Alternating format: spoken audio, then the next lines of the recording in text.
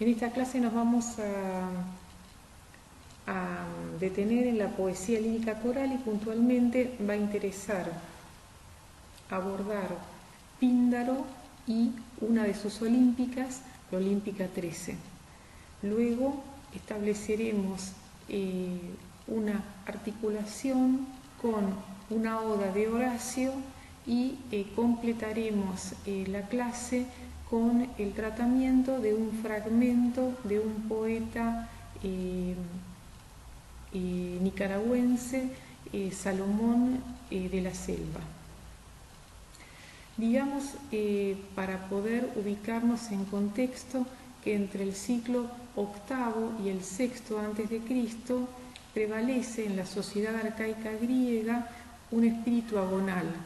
Eso significa un interés común por la competencia que adopta distintas manifestaciones, pero en el marco de competencias que se desarrollan en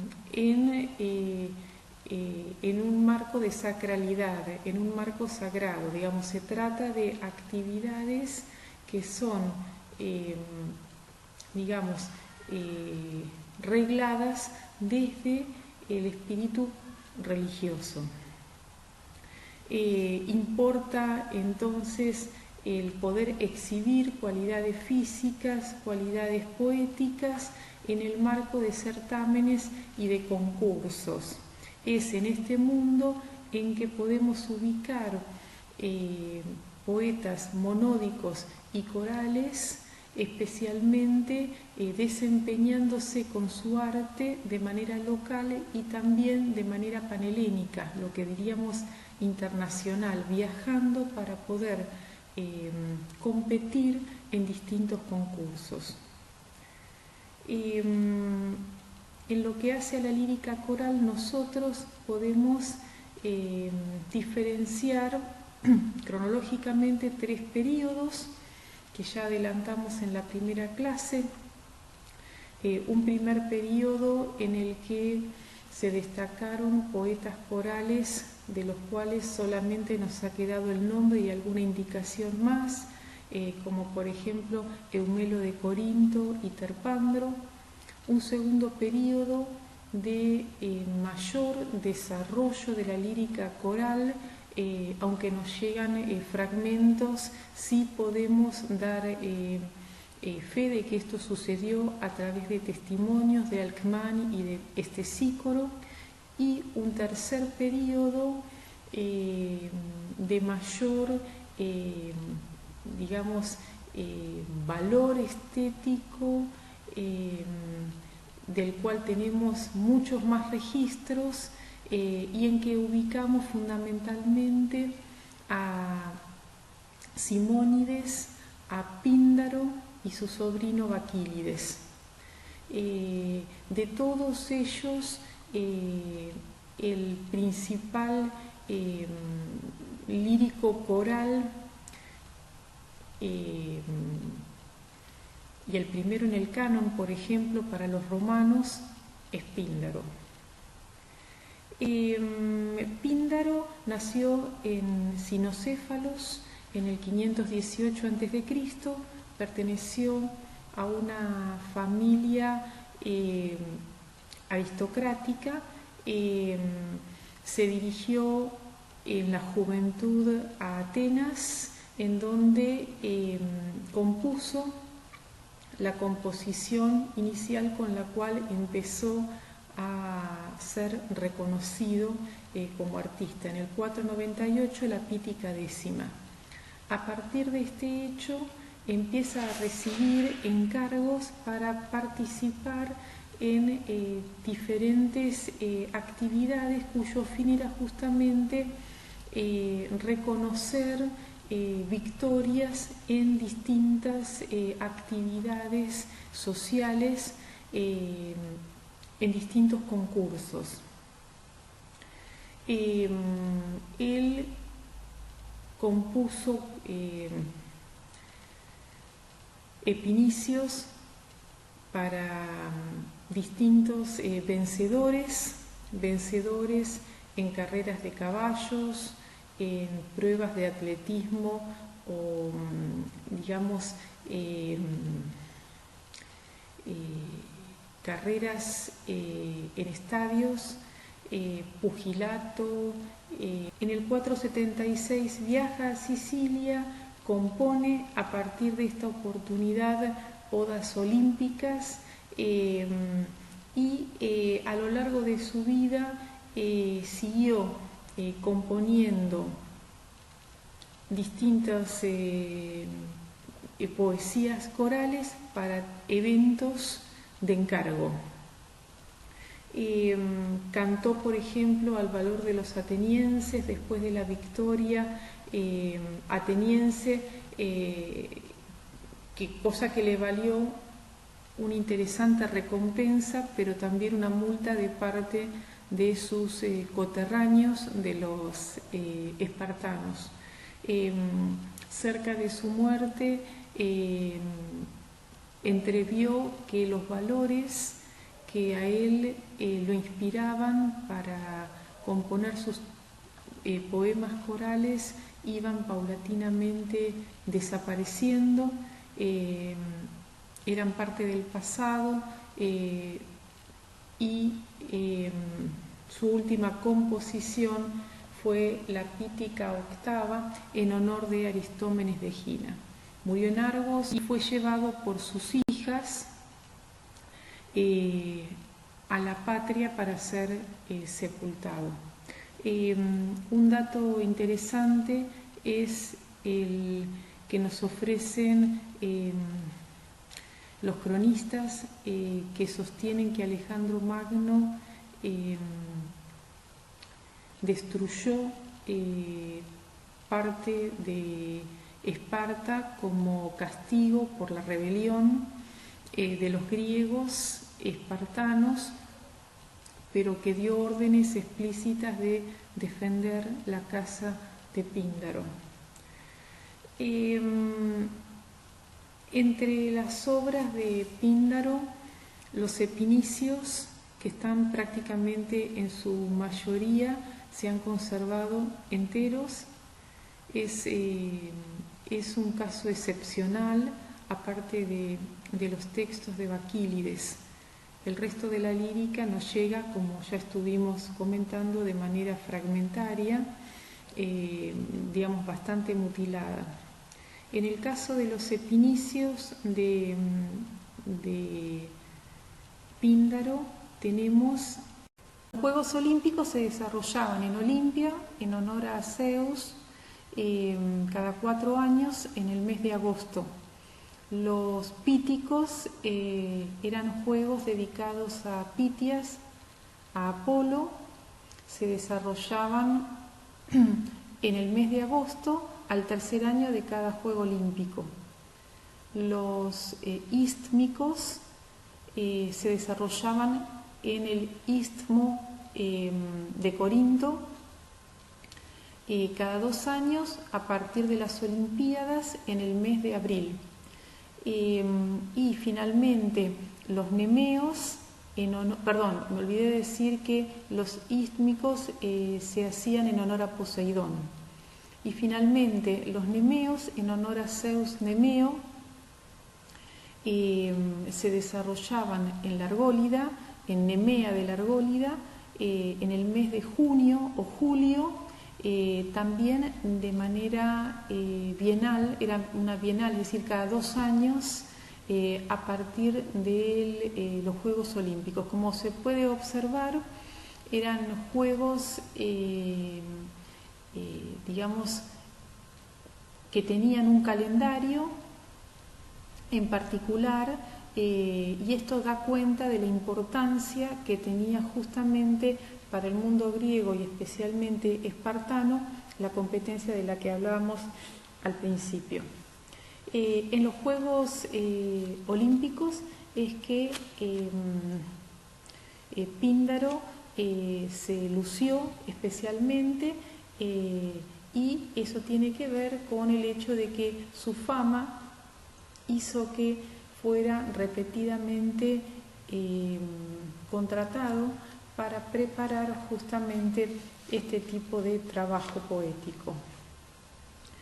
El epinicio, que es el himno coral que él preparaba para la familia del vencedor, era un tipo de composición que tenía en cuenta una serie de elementos necesarios para realzar esta figura luego de que el deportista hubiera vencido. Él era el encargado de preparar el coro que en la oportunidad, en la ocasión, iban a interpretar, a ejecutar con canción y danza este agasajo. Es importante señalar que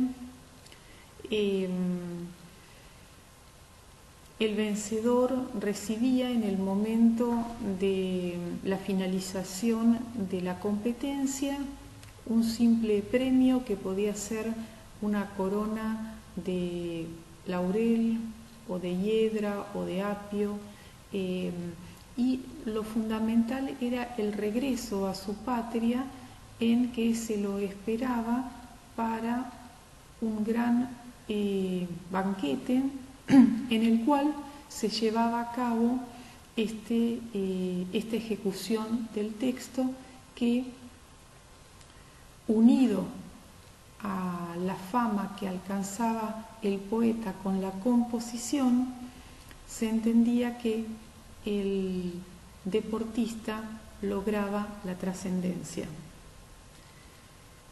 Una cuestión para señalar al margen es que, si bien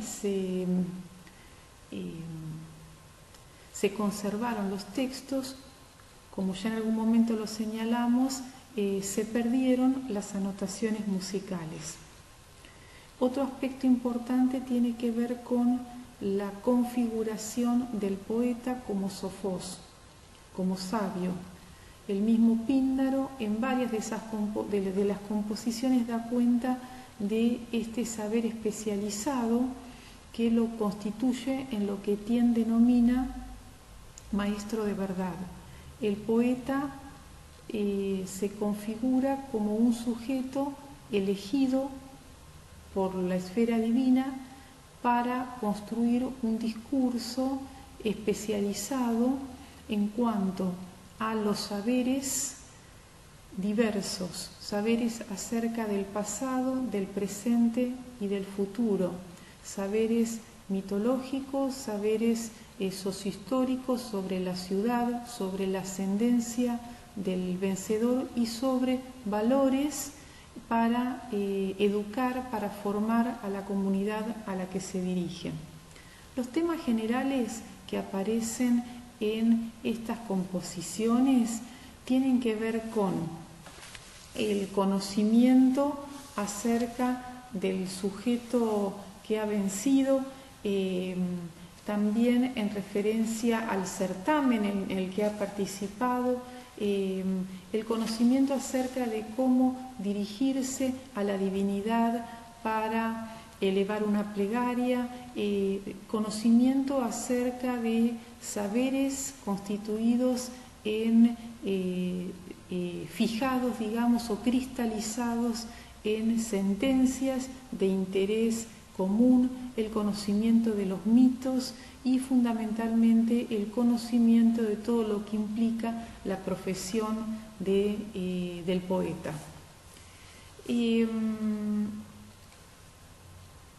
En general podríamos decir que en estas composiciones aparece una estructura tripartita que se va engarzando, relaciones que tienen que ver con tres aspectos: la actualidad, digamos, lo que genera la ocasión para la ejecución del canto; el mito, que funciona de manera paradigmática como ejemplo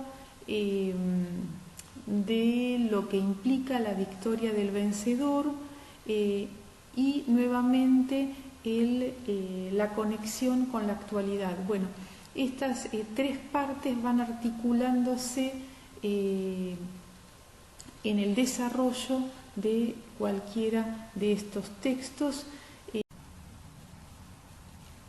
Leemos la Olímpica 13, que está destinada a elogiar a Jenofonte de Corinto, vencedor en la carrera del estadio, un tipo de carrera a pie. Lo primero que conviene decir es que Jenofonte de Corinto era un deportista destacado que ya había vencido en otras oportunidades y que procede de una familia noble en la que también sabemos que su padre había vencido en carreras de estas características. Bueno, vamos leyendo. El texto está en el material de estudio, si quieren seguirlo. Al entonar la loa de esta casa, se refiere a la casa de los Oligéticas, que es el nombre de una familia destacada de la comunidad de Corinto, ¿no? Corinto en Esparta. Al entonar la loa, es decir, el canto de alabanza de esta casa, vencedora 3 veces en Olimpia, esas 3 veces tienen que ver con victorias recibidas por la casa, parecería 2 veces por Jenofonte y 1 vez por el padre. Afable, es decir, reconocida para sus conciudadanos y atenta servidora para el huésped. Recuerden que la ley de hospitalidad era fundamental para los griegos. Y bueno, en el caso de los espartanos, también a eso hace mención Píndaro en este pasaje. Y atenta servidora para el huésped, reconoceré en ella a la rica Corinto, cuna de ilustres héroes y atrio de Posidón, señor del Istmo. Bueno, fíjense la ubicación de la familia en el marco más amplio de Corinto y de sus ilustres héroes, digamos, antecedentes de este deportista que va a ser configurado como el nuevo héroe en la actualidad y protegidos por la esfera divina, por Posidón, señor del Istmo de Corinto. Fíjense cómo en 5 versos tenemos condensados los elementos que son relevantes en el hacer poético de Píndaro. Y acá logra, a partir de la referencia al mundo divino, ampliar. Dice, pues en ella Eunomía, la diosa que es la abstracción del buen gobierno, vive, y su hermana Dike, otra diosa que es la abstracción de la justicia, inquebrantable sostén de las ciudades, y aquella que creció a su lado, Eirene, la abstracción de paz. Las 3 para los hombres dispensadoras de riqueza e hijas áureas de Tetis, buena consejera, siempre dispuesta a apartar a Hybris. Hybris es la abstracción que representa la soberbia. Audaz madre de Coro, personificación del hartazgo. Fíjense cómo los distintos conceptos dan cuenta de un sistema de valores en que es fundamental para el buen gobierno la justicia, la paz, evitar la hibris a la que se cae en el marco de la obcecación y del hartazgo. Tengo para cantar hermosos temas y una sincera confianza empuja mi lengua a proclamarlos. Acá tenemos el posicionamiento de la voz que canta como ese poeta Sofós, ese poeta sabio que conoce hermosos temas y una sincera confianza para proclamar esos temas. No se puede ocultar el genio innato. Esa sentencia es central, es un poco el motor de la lírica de Píndaro y puntualmente de su poética y de su posicionamiento moral en la sociedad. La idea de que existe un genio innato que se entrena en la vida para perfeccionarse y que en el marco de la competencia se puede lucir. Y a vosotros, descendientes de Aletes, os han hecho merced ya muchas veces de la alegría del triunfo, gracias a la índole excelsa de quienes han vencido en los sagrados juegos, y también muchas veces inspiraron en la mente de vuestros habitantes las florecientes horas antiguas invenciones, y la gloria siempre será del inventor. ¿De dónde las gracias de Dioniso aparecieron unido al ditirambo y su cortejo de bueyes? Detenemos allí. Lo que va a hacer a partir de este punto Píndaro es dar cuenta de las principales invenciones de los corintios. Y entonces se va a referir al ditirambo como canción, como himno dedicado a Dionisos, del que sabemos evoluciona la tragedia. ¿Quién impuso moderación al freno del caballo? También se suponía que era un invento dorio. Y al templo de los dioses, la doble reina de las aves, se está refiriendo al frontón, al tipo de remate triangular o curvo de una fachada o pórtico de un edificio, de un templo espartano. Vive en ella y floreciente el dulce aliento de la musa, y Ares también florece allí en las alabardas mortales de sus jóvenes guerreros.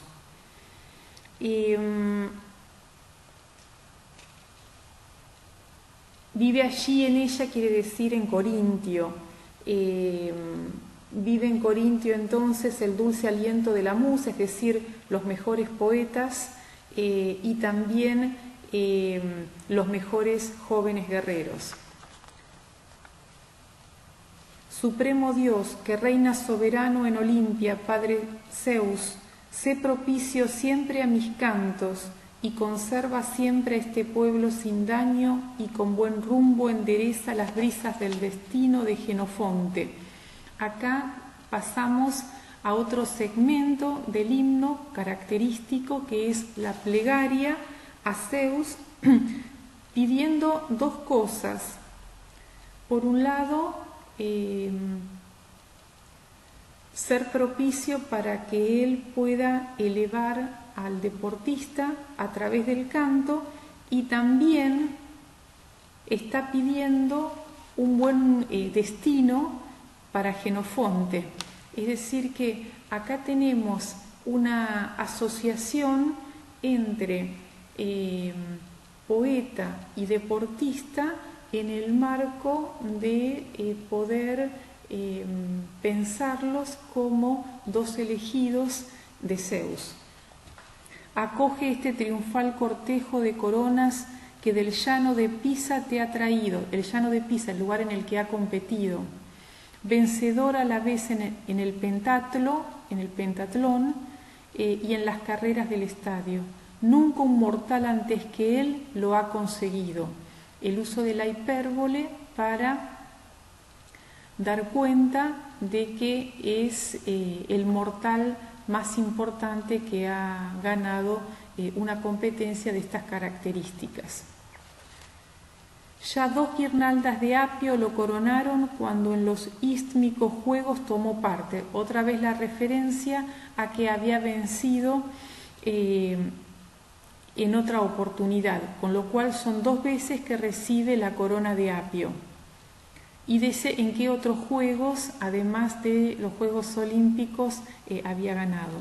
Tampoco le opusieron resistencia a los nemeos, es decir, que parece que también había vencido en otras competencias. A orillas del Alfeo, la gloria de las piernas de su padre Tésalo quedó un día consagrada. Ahí se está refiriendo puntualmente a los juegos en los que participó anteriormente su padre. Observemos cómo están articulados como si fueran, digamos, continuidad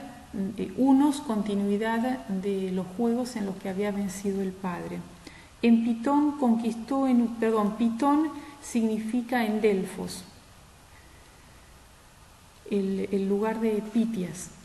En Pitón conquistó en un mismo día la gloria del estadio y la doble carrera, es decir, la carrera de velocidad. Y el mismo mes en la rocosa Atenas, el día de pies rápidos, es decir, el día de pies rápidos es una metáfora acerca del día. El día de pies rápidos depositó en sus hebras las 3 guirnaldas más hermosas. 7 veces ha conquistado la corona en los Juegos Elotios y en los ritos festivos a ambos lados del mar, es decir, en Corinto, que tenía un puerto en cada uno de los mares, el Golfo de Corinto y el Egeo, a ambos lados del mar entonces, y consagrados a Posidón los cantos de victoria en honor de su abuelo Teodoro en Terpsias y de Erítimo. Serían largos de contar, es decir, acá renuncia el poeta a seguir enumerando todos los lugares en los cuales venció. Respecto a las victorias que en Delfos lograsteis o en la pradera del León, eso es en Nemea, a muchos a la vez desafíos sobre la cantidad de sus triunfos. No puedo enumerar exactamente cuántos guijarros en la mar se encuentran. Bueno, fíjense, a partir de una metáfora marina que tanto gusta a Píndaro, metáforas marinas y metáforas deportivas, da cuenta de que es imposible explicar o enumerar, mejor dicho, todos los triunfos que obtuvo aparte de los triunfos en Juegos Olímpicos. Comporta cada cosa su medida y es la ocasión la forma mejor de descubrirla. Digamos, la ocasión de la competencia permite saber cuál es la medida de cada cosa. Esta cuestión que nosotros planteamos hace un momento sobre el carácter agonal de la sociedad griega y en particular espartana. Y yo, que soy un simple ciudadano en pública misión, se presenta como una especie de heraldo público, alguien que informa, el cronista que está informando las novedades, digamos, como agente del Estado. Mentir no quiero respecto de Corinto cuando elogio el genio de sus héroes del pasado y su valor guerrero en el combate. Eso que está diciendo le permite articular con uno de los segmentos más importantes de los epinicios, que tiene que ver la inserción del mito. Ahora, no es una inserción aleatoria. El mito o los personajes míticos y sus historias están íntimamente relacionadas con el tema de la ocasión. Vamos a ver qué dice. Sísifo, que era astuto, como un dios por su ingenio, Sísifo se consideraba uno de los fundadores de Corinto y todos sus episodios están relacionados con el uso de la astucia para resolver problemas. Y Medea ayudó a Jasón en diferentes oportunidades, pero puntualmente a conseguir el vellocino de oro, y se unió a Jasón por voluntad propia. Bueno, la historia tiene una serie de episodios. Finalmente Medea se venga de Jasón asesinando a los hijos comunes. Y Medea, que en contra de su padre a su esposo escogiera, la salvadora del navío Argo y de sus marineros. El navío Argo era la nave que comandaba Jasón. También un día se les vio en la guerra ante el muro de Dárdano, es decir, en Troya, buscando en ambos bandos conseguir la victoria en el combate. Se está refiriendo a los descendientes del mismo antepasado que estaban en las filas troyanas y en las griegas. También un día se les vio en la guerra ante el muro de Dárdano, buscando en ambos bandos conseguir la victoria en el combate, unos fieles al clan de los Atridas por rescatar a Helena, otros para impedirlo a toda costa. Frente a Glauco, venido de la Licia, los dánaos temblaban. Ante ellos proclamaba que el reino de su padre, su rico patrimonio y su palacio en la ciudad se hallaban de Pirene, quiere decir en Corinto. Fíjense, hasta ahí lo que tenemos es la mención de todos personajes mitológicos valiosos para la historia de Corinto que se destacaron en diferentes situaciones, como gracias al poeta se está destacando este héroe actual que es Jenofonte. Mucho aquel, acá se refiere a Belerofonte, mucho aquel padeció cabe la fuente en su ardiente deseo por domar a Pegaso, el famoso caballo alado, hijo de la gorgona viperina, hasta que el freno de diadema de oro la Virgen Palas, es decir, Atenea, le entregó. Del sueño al punto despertó, le había dicho: ¿es que duermes acaso, Eólida, caudillo? Belerofonte era un eolio descendiente de Eolo. Ea, toma este hechizo de caballos, es decir, el freno, y al padre domador muéstralo, mientras inmolas en su honor un blanco toro. Tales cosas creyó que le decía mientras dormía, y en la noche oscura, la Virgen que la égida sostiene. Se levantó de un salto, y a su lado la maravilla halló.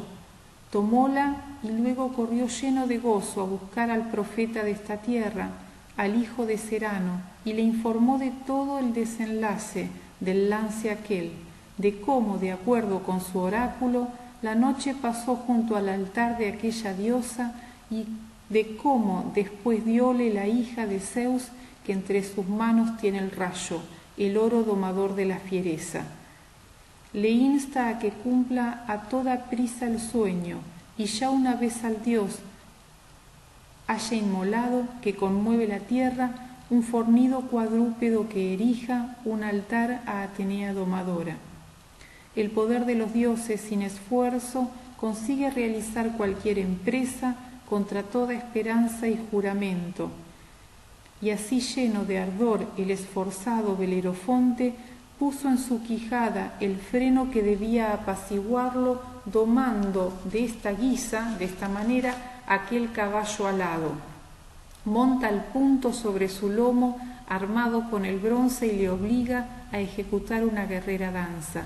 Montado en él y desde las desiertas cimas del éter glacial, dispara contra los femeninos escuadrones con arco armados de las amazonas, y da también la muerte a la quimera que vomita fuego, y al pueblo de los Ólimos. Su suerte ya la silenciaré, dice el poeta, utilizando un recurso que es característico de la poesía coral. No voy a seguir hablando de este tema, ¿no? Lo habíamos también, o lo encontramos, por ejemplo, en Hesíodo. pero al caballo lo acogen los primígenos pesebres de Zeus en el Olimpo. Es muy interesante todo este pasaje. Con pocos términos dejaré todos muy claros sus triunfos en el Istmo y en Nemea. De testigo me hará juramentado el dulce bando del augusto heraldo que los he proclamado en ambas sedes y en 60 ocasiones, es decir que ya se ha dedicado a dar cuenta de esas victorias anteriores. Sus victorias olímpicas antes las he citado, me parece. De las futuras hablaré ya entonces. Por ahora son solo una esperanza y depende de un Dios su cumplimiento. Es decir, que a las victorias anteriores les seguirán probablemente nuevas victorias, pero dependen siempre de la decisión de los dioses. Pero si el genio de la casta sigue, esta idea de que hay un genio o un saber innato, una destreza innata que se sigue entrenando, pero si el genio de la casta, es decir, de la familia, sigue por la ruta emprendida, está en manos de Zeus y de Nialio, lo confiaremos para que se cumpla. Las victorias ganadas en los repliegues del Parnaso, 6. ¿Cuántas en Argos? Y allá en Tebas, ¿cuántas? De las que ha conseguido en los valles de Arcadia, testimonio habrá de dar el ara augusta del Liceo. Y Palene, y Sición, y también Mégara, y ese recinto Eácida, las islas de Gina, bien murado, y Eleusis, y la brillante Maratón, y aquellas opulentas ciudades que al pie del Etna altivo se levantan, y Eubea, en suma. Si la Grecia entera recorres, has de hallarlas en demasía numerosas para que puedan conocerse. Da la señal a mis veloces plantas. Es decir que todo el recorrido que va haciendo el deportista y venciendo en los distintos concursos son ocasiones que le permiten al poeta seguirlo. De allí da la señal a mis veloces plantas para cantar cada nuevo triunfo. Tú que das cumplimiento a toda empresa, Zeus, la mesura otórgales y el dulce logro de la victoria. Termina con una nueva plegaria dirigida a Zeus. Obviamente las plegarias están dirigidas a Zeus porque son Juegos Olímpicos, es decir, a Zeus Olimpio. Y fíjense que hay dos cuestiones centrales en esta plegaria. El pedido de la mesura para evitar justamente la soberbia, que es castigada también por Zeus, y el dulce logro de la victoria, es decir, lograr la victoria manteniendo la mesura. Bueno, podemos ver en este himno como ejemplo de los himnos pindáricos que observamos una alternancia de distintas temáticas que interesan al poeta y que se articulan a partir de un modo particular de representar la realidad a partir de un sistema de valores que entiende determinados principios en particular. La idea de que el ámbito humano y el mundo divino o el ámbito divino están íntimamente ligados, que lo que se consigue como victoria en el mundo humano depende de una decisión divina. La idea de que el que obtiene esas victorias está de alguna manera determinado a que eso suceda recibiendo el entrenamiento correspondiente que además esas victorias no son exclusivamente del sujeto, sino que es consecuencia de victorias de antepasados que se mantienen en la memoria, unos y otros, gracias a la práctica sostenida de sujetos que son poetas convocados para justamente ejecutar composiciones que mantienen viva la memoria de esas victorias, con lo cual finalmente en este mundo observamos que hay una complicidad entre quienes alcanzan reconocimiento público y el poeta que da ese reconocimiento público a esos miembros destacados de la sociedad, y eso termina siendo un medio para obtener el reconocimiento público como poeta.